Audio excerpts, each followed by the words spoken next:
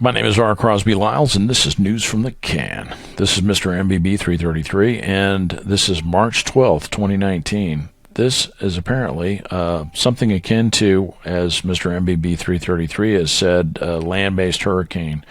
You have air pressure down into the 980 some odd millibars, very low pressure, and this low pressure center, there's some potential for flooding. Apparently Nebraska, I believe he said, is going to be hosting some pretty significant rainfall and flooding, like historic flooding, which is where we're at nowadays, at this particular moment. Just to reiterate, we've got decades of energy from the past 20, 30 years of global warming stored in the oceans. We've got a grand solar minimum, lower heat capacity for the land versus the oceans. That's a setup for massive amounts of precipitation, frozen and otherwise. And that's what's on tap for this. If you look at Venture Sky, this is today. The white dots are snow. The red dots are rain. As you go forward, can see this accumulation here. They're expecting whiteout conditions, high winds, 60, 70, 80 mile per hour winds, gusts, with snow, 1 to 2 feet of snow potentially. And this is going to move. Apparently, this is the Icon model. So we're looking at it's moving right on up to Canada. Looks like your typical nor'easter. And there you go. And Canada's been getting hammered. And this may just be the typical reglaciation type of setup. Yeah, I'm waiting to see, like everybody else, how this thing is going to play out. You've got everybody from the doomsday warming people out there who basically are saying we're going to turn into Venus. And I don't really hear too many people saying that nowadays, because while the heat capacity of the ocean will allow for the temperature of the ocean to become quite warm once the ice melts, and it has to do with the latent heat of melting and the latent heat of vaporization. So when you have ice water, that ice water will stay around 32 degrees until all of the ice melts. So the same amount of energy that it takes to get that ice to melt will cause that water to damn near boil once the ice is melted. And that's a way to pump up the fear. But the other feedback that's involved with that is the latent heat of vaporization. So when you pump that heat into the water that is now no longer ice water but just water, then you have the latent heat of vaporization that takes over, and then you're pumping water vapor into the atmosphere, which produces clouds. Clouds reflect the sun light, which produce cooling. So there are a couple of different feedbacks at work here. And if it didn't work that way, then, we would be on, I don't even know what kind of, we'd be on Venus anyway. But the rate of spin of the Earth, the rate of rotation and everything, is just the fact that the poles spin 6 months at a time with no direct sunlight whatsoever. I mean, the lower heat capacity of the land in general, with the fact that we have a grand solar minimum coming up, means that you're going to have some cold temperatures, and that's all there is to it. Now, this is a big bad storm that's coming through. It's going to drop about a foot or two of snow and maybe more in some areas. It's a bad deal. This is something you don't really want to be driving in. And just to reiterate, you want to have your preparations together. You want to have extra provisions for your home. You also want to carry provisions in your car as well to save somebody's life. This past winter, some dude got trapped in his car for like 2 weeks or something, and he survived because he had a jug of water and some snacks in his car. Because the dude was totally, and this happened to a woman too, and they would have never found her if a snowplow hadn't run into this woman's car. Her car was totally buried in snow, and she was in that car for a long time. So, you want to have a way to stay warm. It's a good idea to have. One thing that's nice to have is CB radio, or even a shortwave radio, a ham radio, something like that. I don't sell any of this stuff. I don't sell any of the prep stuff. I get, I get a few coins, not really much, from advertising on YouTube, and that's where I get my money. And it's better that way, because then I'm not beholden to anybody. I'm not selling any products. I'm just putting out the information, and if I get a little bit of money from advertising on YouTube, then cool. And that's not up to me. That's up to the algorithms, whoever's ends up on my videos. So, and not only that, but your videos don't get viewed as much unless you're monetized. So that's just the way I choose to do it. It's just to me, it's more of a democratized process. It's out of my hands, so I'm not beholden to anybody. I'm not selling anything for anybody, and because trust is everything. You can't do anything without trust.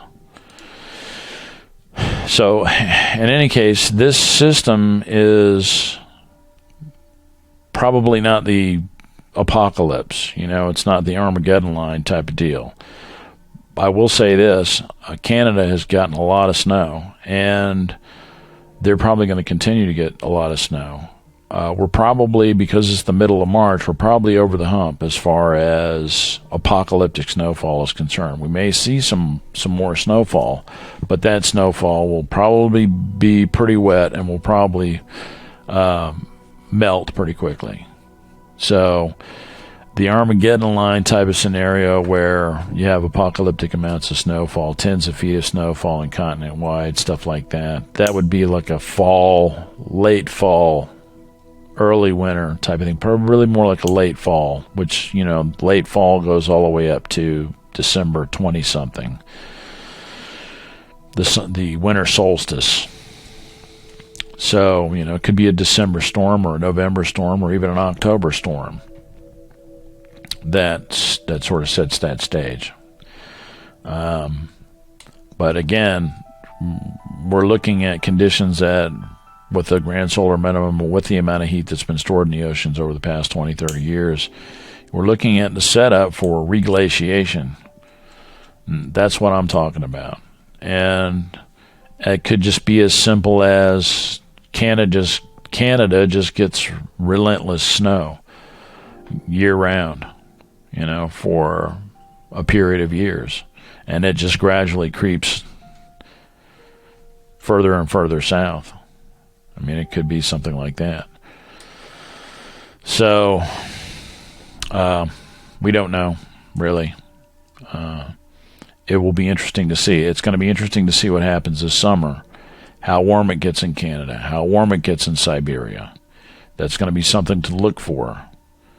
But I'm going to be continuously on the lookout. Come fall, I'm going to be looking for those apocalyptic snowfalls, the kind of snowfall that no human being has ever seen before. And we're seeing these weather events that are, pretty much unheard of, that are continuous. These 100-degree swings in temperature throughout the Midwest and really throughout the lower 48 and other places as well. But typically in the Midwest, Oklahoma's real notorious for having temperature swings going from 100 degrees one day to 24 to 36 hours later having below zero, negative degree temperatures. So wide swings of temperature. And it's what I call the whipsaw. That's that jagged jet stream. And this is indicative of that as well. So this situation here. So yes, it's very similar to, it's like a land-based hurricane, according to Mr. MBB 333. And I think that's an apt way to put it. We're talking about 980 some odd millibars, definitely hurricane pressures, sea level pressure on that. So that's what's on tap. This is coming through right now as we speak.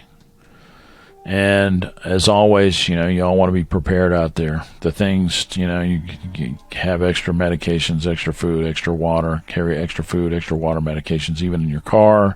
Got to watch out about the medication thing because, some medications, there are legalities there. If you're on certain kinds of medication, you don't want to be traveling in your car, with 90 oxycodones and shit like that, or whatever your thing is. I don't know what your thing is. I don't take any of that kind of stuff at all, period. But I'm just saying you can get in massive amounts of trouble for carrying large quantities of medication in your car. But having extra, a few extra with you, and figure out what the legalities of that are. You gotta want to research that because it may vary from state to state. How stringent they are about what you can have on you and stuff like that. But I do know that people have been saved because they carried extra food and water in their car, buried in the snow. One man was buried in his car for like 2 weeks, and he survived because he had a jug of water and some snacks in his car and a way to keep warm. And again, having a CB radio is a good thing to have so you can let people know that you're buried. Also, Citizens Band, shortwave radio, ham radio.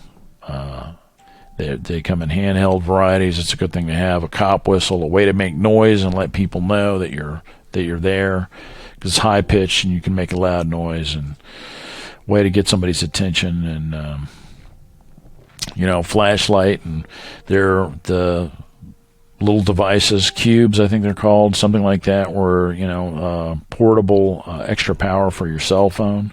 So if your cell phone battery runs out, you can plug this thing in and charge your phone.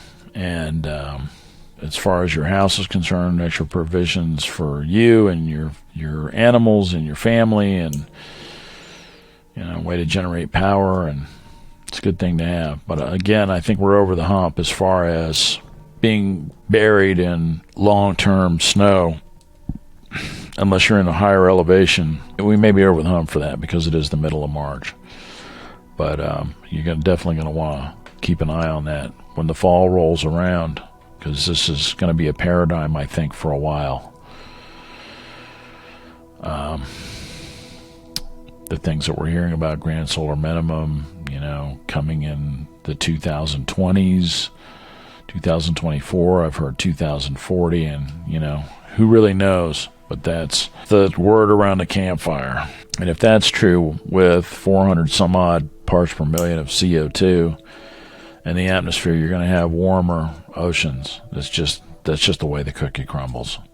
So that combination is a recipe for massive amounts of precipitation, frozen and otherwise.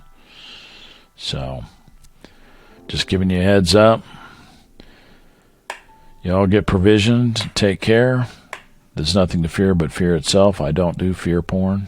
That's not what we do here. I'm going to be branching off into some other material. I'm going to be talking about nuclear power and what makes sense for clean energy in the future. I'm going to be talking about some Tony Heller and some of these other cats that are making some claims and there's some corrections that need to be made. And I'll probably write that instead of doing it off the cuff like I'm doing now. But I just wanted to give you all a heads up about this weather system moving in. It looks pretty dangerous. So take care. Love you guys. Stay safe and be good. That's it. My name is R. Crosby Lyles. Thanks for watching. See you.